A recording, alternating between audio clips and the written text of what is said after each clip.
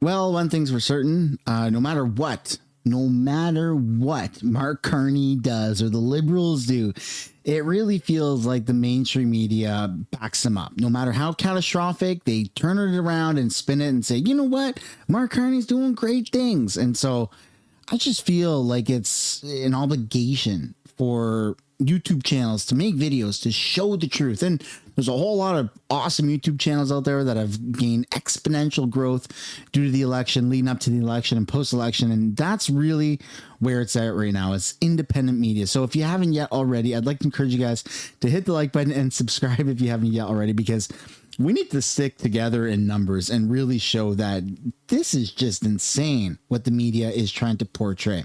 We got a few things lined up. We're going to be actually taking a look at an exclusive interview with the bald guy from CTV and Andrew Scheer, what was said there. Also, Mélanie Joly. I totally forgot she was a thing, but yeah, all those main characters from last season, they're coming back. And that's right. I didn't say last year. I said last season because I'm starting to view this as a TV show at this point because it's so ridiculous. We also have the premiers of Canada, but specifically Doug Ford addresses the country on what his mission is to work together as premiers, interprovincial trade, and to work together with Carney. But let's first take a look at what's going on with Carney post-Trump. Prime Minister Mark Carney is back from an important Washington meeting, and today he briefed the premiers and territorial leaders on what was discussed and where things stand now with Donald Trump. Tim Brooke joins us with those details. And Tim, the Prime Minister is getting some high praise for how that Oval Office meeting went. Yes, in a 75-minute call with premiers today, Tara, multiple provincial leaders applauded the new PM for showing restraint in that meeting with Donald Trump.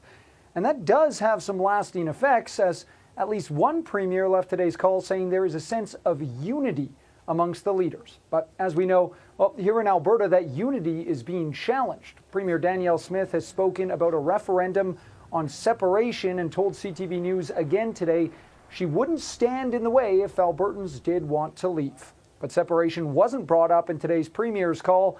Instead, Ontario's Doug Ford says Mark Carney asked leaders to give him a list of 5 priorities on large national infrastructure projects. Ford says it's time to build pipelines across the country using Ontario steel. And the proof will be what happens over the next 6 months. He's got a budget. He's got legislative sessions. This is something that we will get an indication of very quickly of whether or not he's willing to turn the page on the past 10 years and move forward in a different direction. And the way we're going to unite this country, as I mentioned to the Prime Minister in front of the premiers, show some love to the people of Alberta and Saskatchewan.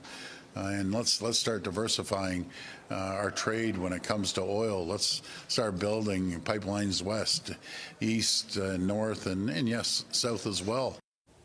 Now, the work to keep all the premiers on the same page is expected to continue at the next First Ministers meeting in Saskatchewan on June 2nd.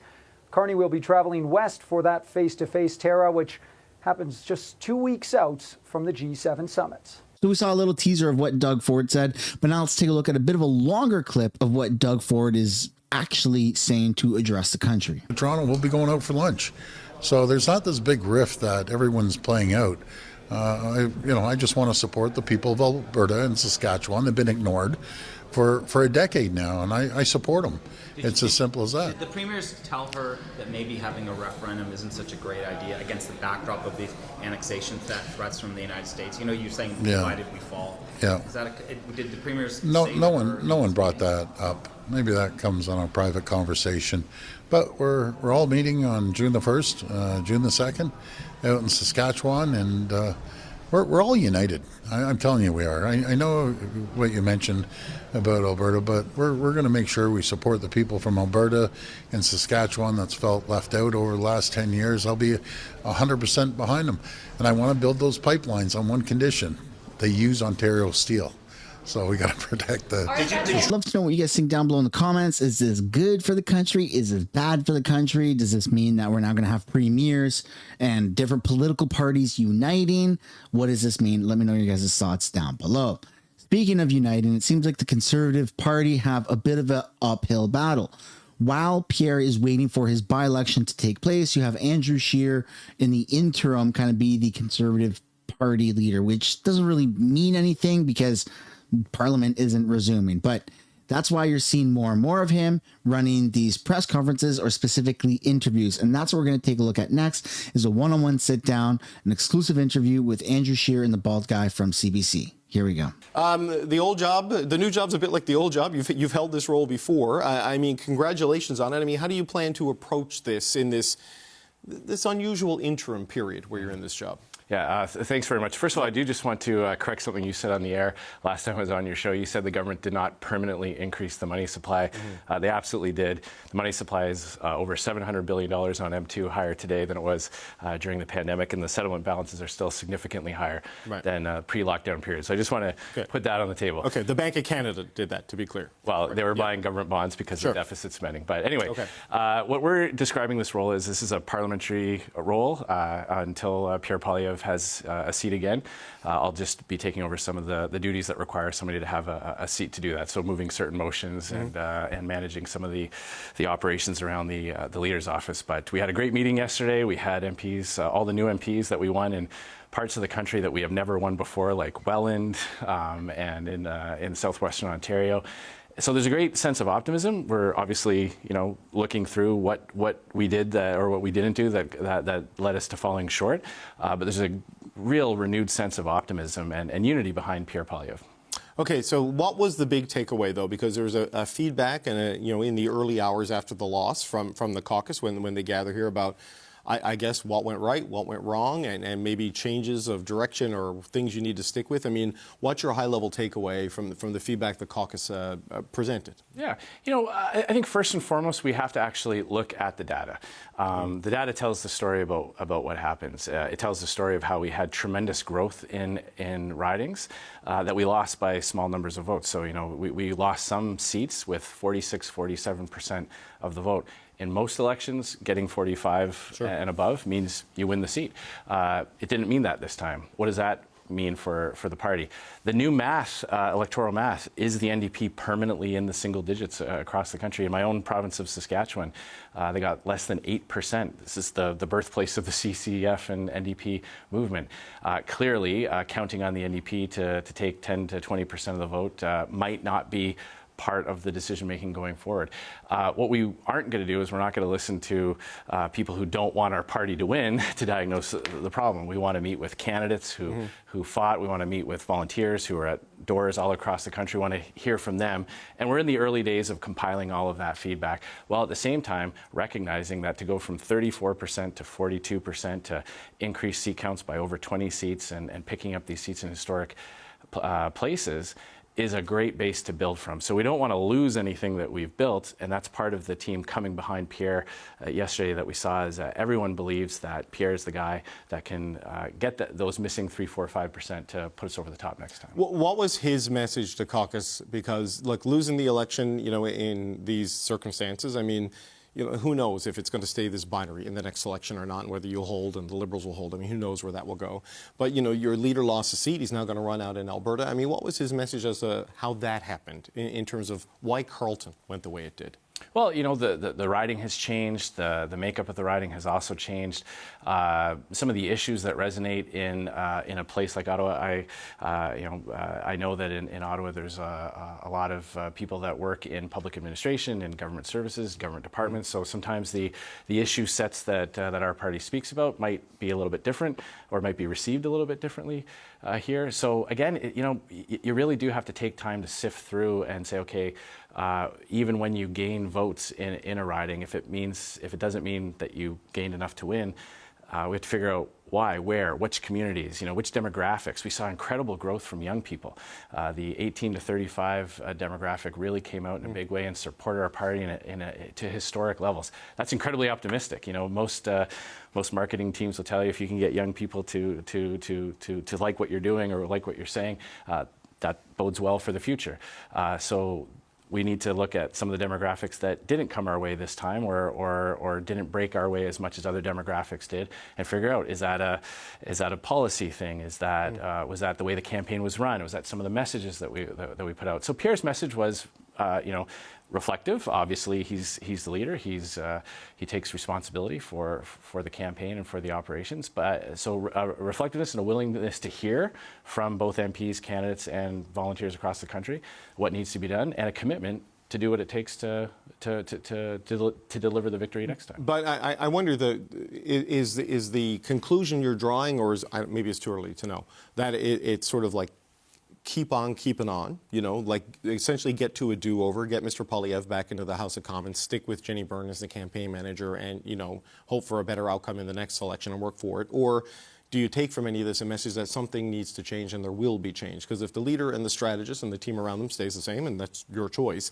that doesn't sound like change. I mean, how should we interpret that from the outside? Mm-hmm. Well, what I would say is that if you score 50 points in the Grey Cup and lose on a field goal in the last few minutes, you certainly don't start just getting rid of all the people who helped get you that close. You take a look and say, okay, what aspect of this caused us not to win? And I believe that people who have experience can absolutely do things differently the next time. Sometimes the best person to do a job the second time is the person who tried the first time, because they see the gaps. I'm sure Pierre has seen what it's like to manage a campaign, to lead a campaign from the Leaders Tour. I'm sure he now sees things and has appreciated things about whether it's various campaign systems that are set up or how messages are received.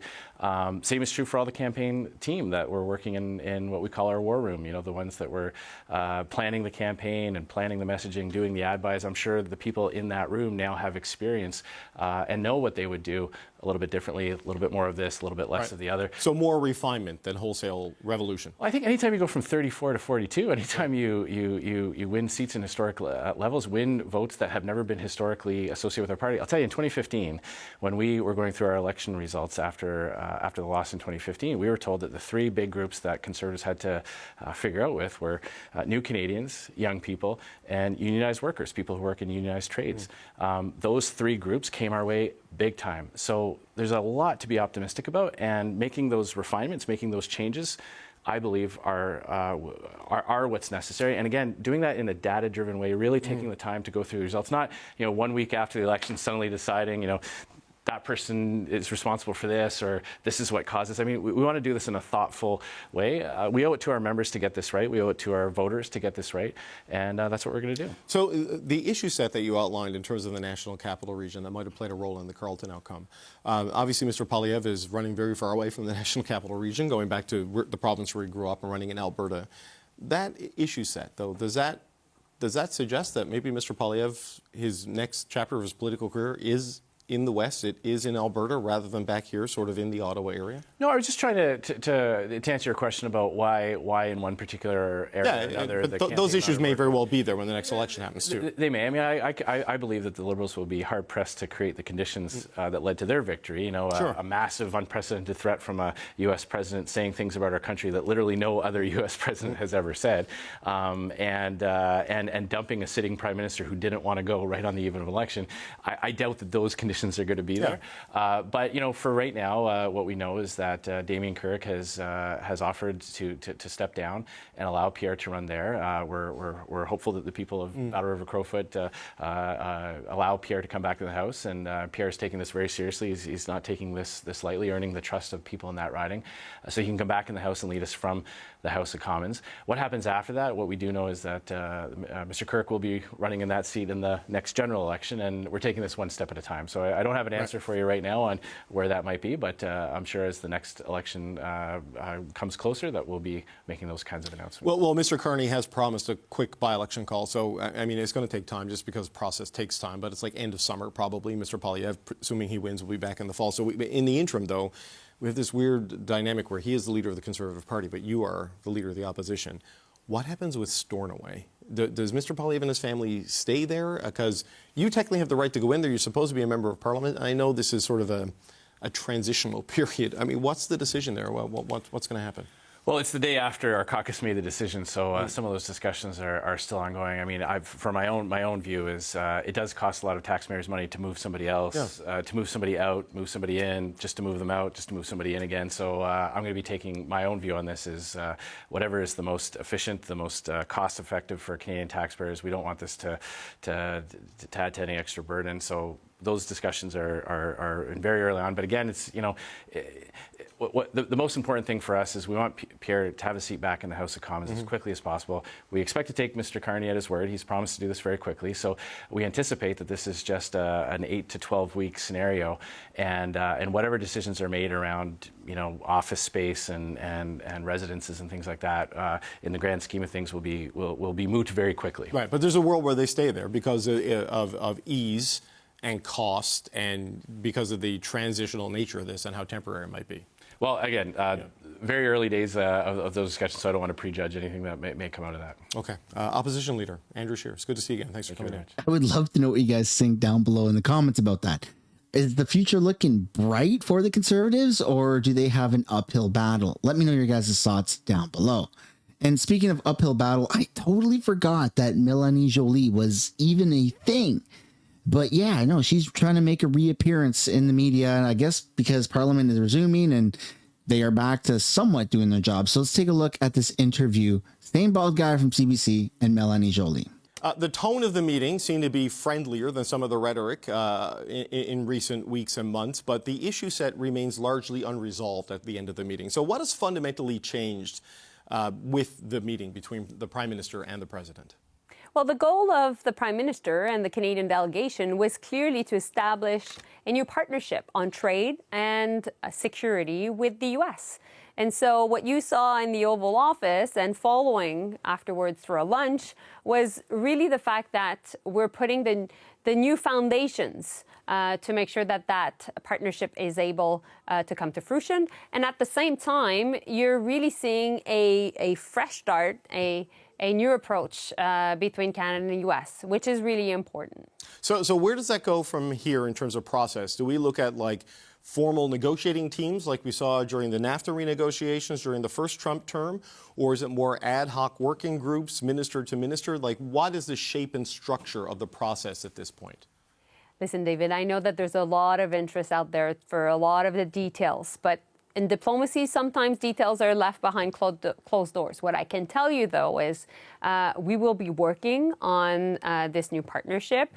We will be coming up as two sovereign nations, also approaching our trade relation, our security relations. And ultimately, we want to make sure that we can show the world how we're able to have an approach that is pragmatic and makes sense with the U.S. Because all countries on earth right now are in this position of negotiating with the U.S. And at the same time, we know that Canada is the biggest client of the U.S. And we also know that President Trump has been quite affected politically, I would say negatively, by what has happened on the trade side. And so we want to make sure ultimately that we are able to lead the conversations. But as you and I know, and all those watching us, the cabinet has not been appointed yet. Right. We're just 1 week after the elections. We got a strong mandate from Canadians to make sure that we would be defending Canada's sovereignty, protecting Canadian jobs, and making sure that we're able to handle the White House. And that's exactly what we'll do. Right, but I guess what I'm trying to establish is we're not at the start of a formal renegotiation of CUSMA, are we? Or is it too early to know? I guess is my question, because it seemed like obviously this is the start of something. It just isn't clear to me what that something will be. So what was the idea of the team was to make sure first and foremost that Prime Minister Carney and President Trump could meet. That they could have a personal relationship that is important. Why? Because we know that President Trump is the sole decider of what's going on within the U.S. administration.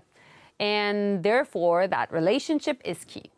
It was shown not only in the public through a media conference, but also afterwards through a how would say productive conversation that is established now. They know each other. They got to spend time together.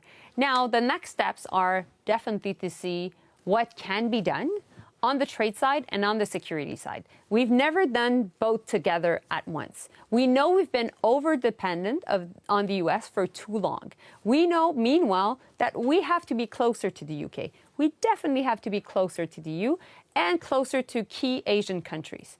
And that's what we'll do. So we will have to not only bear in mind that we are in a trade war with the U.S.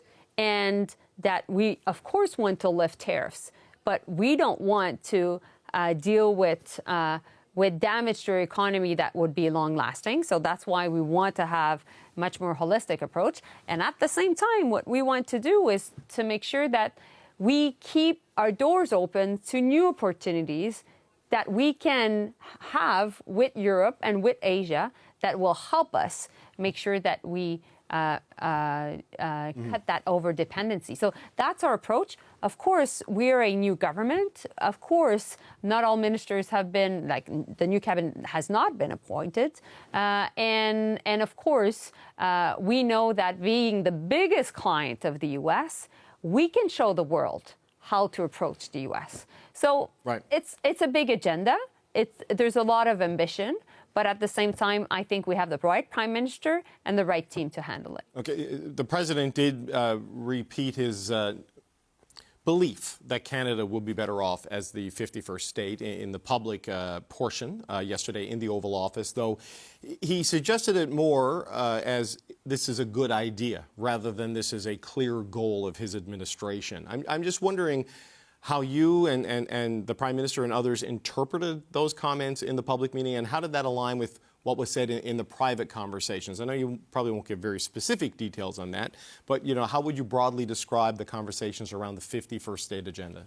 I think the Prime Minister's answer was just perfect in the sense that he said, first and foremost, Canada's not for sale.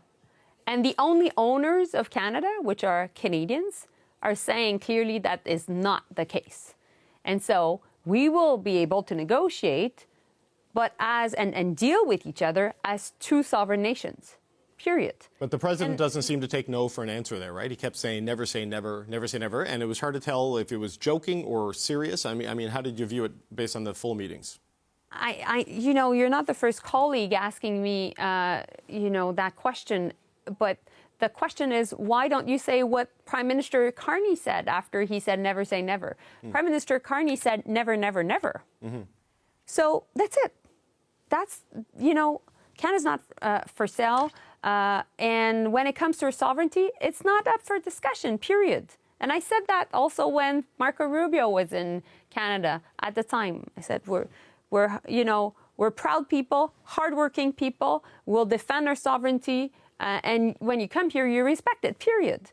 And what we know also is President Trump will be coming to Kananaskis in Alberta in June for the G7. So basically, the question of Canada's sovereignty is not on the table. And second, what is on the table is how can we handle a trade relationship at the time of a trade war? How can we handle a security relationship with the U.S. at a time where the U.S. has decided to not play the same role around the world, and therefore there's way much more instability in the world? And what are Canada's interests, and how can we protect jobs at home? How can prices go down? How can families be reassured? And how can ultimately we be strengthened as a country? And this is the mandate that Canadians gave us, and this is exactly the job that the Prime Minister, myself, and the government will be doing. Do you have a sense from these conversations of the future direction of the tariffs that they've put in place? Whether there is a hope to get the fentanyl tariffs down, say, sometime soon, or just where these things go, the duration of those and the impact of those, the longer they last, the more painful it would be. So do you have a clear sense? I know there's so many tariffs, it's difficult to keep track of them all, but of just where they may go in terms of dropping some of this, because the president is not a man who likes to back down. Well, a couple of things on that. We have to do a job at home to make sure that we take care of our own economy, that we create at home jobs, that we are able to invest in our own defense sector, in our own manufacturing jobs, in making sure that these very smart, intelligent, very hardworking people working in the auto sector and in the aluminum and steel sector are able not only to continue to have a job, but that their families know that they can have a job even in that sector one day if they wish to. So we need to make sure that when we have this plan in mind, and we have a very ambitious plan, that people are not living in constant anxiety, that they're reassured, that they know that their government has their back. So that's what we'll do. Of course, the throne speech will be coming. The King Charles, our sovereign, will be coming to Canada. It will be a clear marker of Canada's sovereignty. We will be able to present our plan at that point. The cabinet will be established. Let's all remember the elections happened just a week ago. We already went to meet with the President of the United States. So things are really going quickly, efficiently.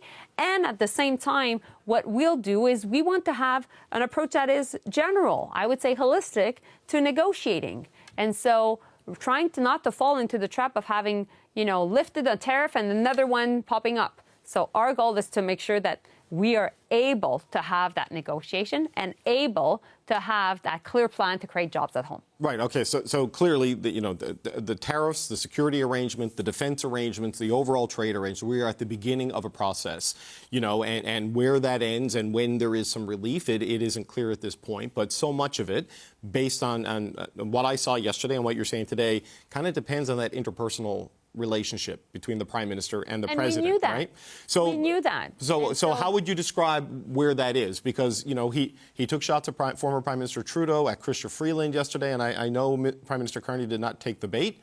But where do you see that relationship in terms of, President Trump was apparently peppering him with questions in the private meetings. Where do you see that dynamic between the two leaders right I think it's a positive dynamic. We're up to a fresh start, a new start. I think there was a willingness on the part of the Prime Minister, definitely, to make sure that that's the case, but also on the part of the President. Let's all remember also that President Trump right now is under pressure back home regarding tariffs. And there's a lot of frustration amongst the American public regarding the state of the economy. And at the same time, lots of senators are very uneased regarding his tariff strategy, if there is one. So that's why I think that, and I've had conversations after the Oval Office. I went to the Senate. I met with Senator Graham. I met with Senator Rich, which are both Republican senators. And I met with Senator Kane, also, who's from the Democrat side. I had, 2 hours, so I didn't have time to see many of them, but these are the ones that I'm close to and that I value the relationship with. And definitely the job of the future foreign minister will be to make sure that we keep these relationships. And meanwhile, the job that was my job also yesterday was to make sure that we knew by talking through to many of the people that would be in the meeting at the White House, how it would go, try to prepare it the best way possible. Right. So I had conversations with Marco Rubio beforehand, and at the same time, I was in contact with many foreign leaders and foreign ministers around the world who had been in the White House and this very interesting, to say the least, setting of a press conference to understand what's the dynamic. Right. And, President Trump answers questions. Prime Minister Carney was able to answer questions, but I must say also there's a lot of media in that meeting. It's quite chaotic. It's lots of questions. Questions come from all over, from media from all over the world, and the room becomes very heated.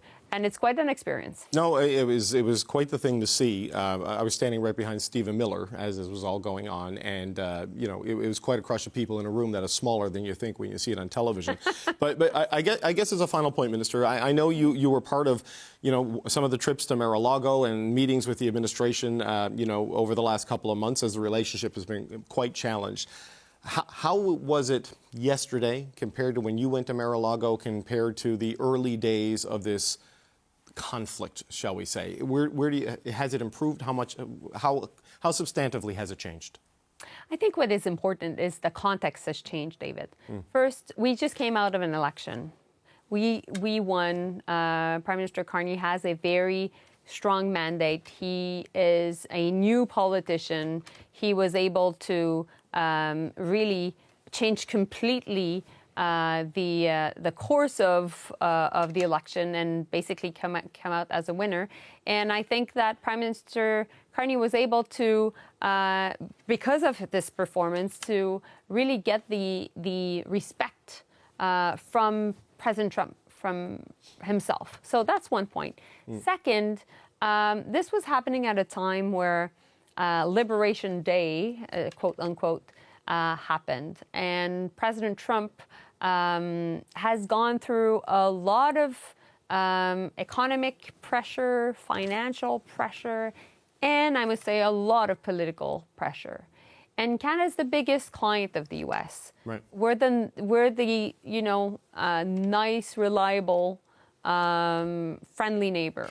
And so if all countries are going to the White House, or all countries want to go to the White House, and at this point, I think President Trump is in a mindset of wanting to have trade conversations and trade deals. He has said it many times, let's do a deal, let's do a deal. So in that context, I think things are very different than maybe 30 or 60 or 90 days ago. And that's why you were able to see the results you saw yesterday, which was a positive first meeting. But let's be frank, there will be a lot of emotions. Things may change, and there will be up and downs in the coming weeks, but we will be ready and we will hold steady.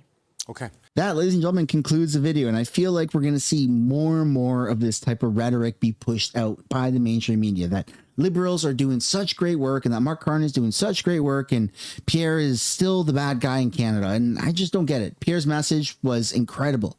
It not only delivered hope, but it was very practical and achievable goals that are going to make this country prosper. But that's going to be living in the past. We have to move forward. And now that we're just kind of a couple of weeks away from the House of Commons and Parliament resuming, it's going to be very exciting to see what this looks like for Pierre and the Conservative Party moving forward. That is in the video. I hope you enjoyed it. If you did, it'd be super awesome for you guys to smash the like button, subscribe to the channel, and I'll see you in another video. Bye for now.